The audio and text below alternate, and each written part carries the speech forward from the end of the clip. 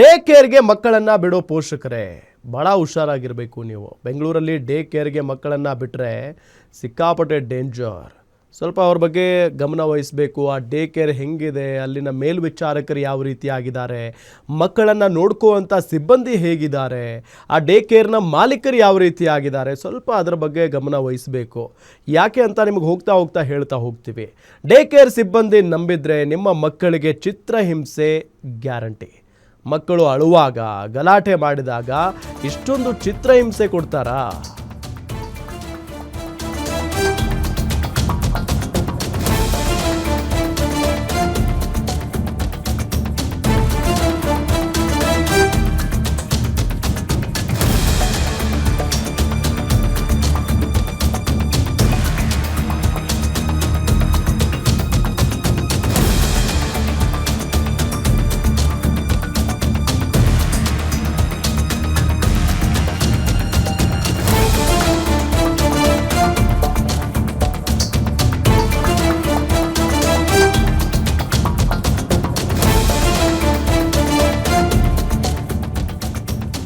ಮಕ್ಕಳು ಅಳುವಾಗ, ಗಲಾಟೆ ಮಾಡಿದಾಗ ಇಷ್ಟೊಂದು ಚಿತ್ರಹಿಂಸೆನಾ?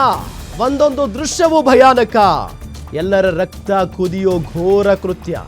ಪುಟಾಣಿ ಕಂದಮ್ಮಗಳು ಅನ್ನೋ ಕರುಣೆ ಇಲ್ಲದೆ ಸಿಬ್ಬಂದಿ ರೋಷಾವೇಶವನ್ನ ತೋರಿಸ್ತಾರೆ ಮಕ್ಕಳ ಮೇಲೆ. ಇವ್ರ ಯೋಗ್ಯತೆಗಿಷ್ಟು ಬೆಂಕಿ ಹಾಕ. ಕಂದಮ್ಮಗಳಿಗೆ ನರಕವಾಗಿದೆ ಆ ಬೇಬಿ ಕೇರ್ ಸೆಂಟರ್. ಯಾವುದು ಹಾಗಾದ್ರೆ ಆ ಬೇಬಿ ಕೇರ್ ಸೆಂಟರ್? ಗ್ಯಾರಂಟಿ ನ್ಯೂಸ್ನಲ್ಲಿ ಡೇಂಜರ್ ಡೇ ಕೇರ್ನ ಎಕ್ಸ್ಕ್ಲೂಸಿವ್ ರಿಪೋರ್ಟ್. ಮಕ್ಕಳು ಅಂತಾನು ನೋಡದೆ ಮೃಗಿಯ ವರ್ತನೆಯನ್ನ ತೋರ್ತಾರೆ, ಚಿತ್ರಹಿಂಸೆಯನ್ನ ಕೊಡ್ತಾರೆ ಮಕ್ಕಳ ಮೇಲೆ.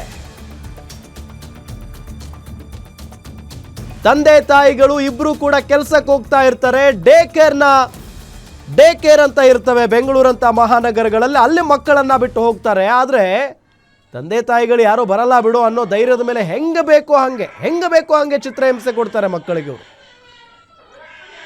ಆ ಮಕ್ಕಳಿಗೆ ಏನು ಗೊತ್ತಾಗುತ್ತೆ? ಮಕ್ಕಳು ಅಳುವಾಗ, ಗಲಾಟೆ ಮಾಡಿದಾಗ ಚಿತ್ರಹಿಂಸೆಯನ್ನ ಕೊಡ್ತಾರೆ ಆ ಮಕ್ಕಳಿಗೆ ಇವರು. ಒಂದೊಂದು ದೃಶ್ಯನೂ ಭಯಾನಕ. ಎಲ್ಲರ ರಕ್ತ ಕುದ್ದು ಬಿಡುತ್ತೀಗ, ಹಂಗಿರುತ್ತೆ ಆ ದೃಶ್ಯಗಳು. ಆ ಲೆವೆಲ್ಗೆ ಆ ಮಕ್ಕಳಿಗೆ ಚಿತ್ರಹಿಂಸೆ ಕೊಡ್ತಾರೆ ಇವರು. ಪುಟಾಣಿ ಕನ್ನಮ್ಮಗಳು ಅನ್ನೋ ಕರುಣೆ ಇಲ್ಲದೆ ಸಿಬ್ಬಂದಿ ರೋಷಾವೇಶ ಮಾಡ್ತಾರೆ, ಮೃಗಿಯ ರೀತಿಯಲ್ಲಿ ವರ್ತನೆ ತೋರಿಸ್ತಾರೆ. ಆ ಬೇಬಿ ಕೇರ್ ಸೆಂಟರ್ ಯಾವುದು ಗೊತ್ತಾ ಹಾಗಾದ್ರೆ? ಗ್ಯಾರಂಟಿ ನ್ಯೂಸ್ನಲ್ಲಿ ಡೇಂಜರ್ ಡೇ ಕೇರ್ನ ಎಕ್ಸ್ಕ್ಲೂಸಿವ್ ರಿಪೋರ್ಟನ್ನು ನಿಮ್ಮ ಮುಂದೆ ಇಡ್ತಾ ಇದ್ದೀವಿ. ನೋಡಿ, ಅಲ್ಲಿ ಮಗು ಕಿರ್ಚಾಡೋ ಸೌಂಡ್ ನಿಮಗೆ ಕೇಳಿಸ್ತಾ ಇದೆ. ಇನ್ನು ಹೋಗ್ತಾ ಬೇರೆ ಬೇರೆ ದೃಶ್ಯಾವಳಿಗಳಿದಾವೆ, ತೋರಿಸ್ತೀವಿ.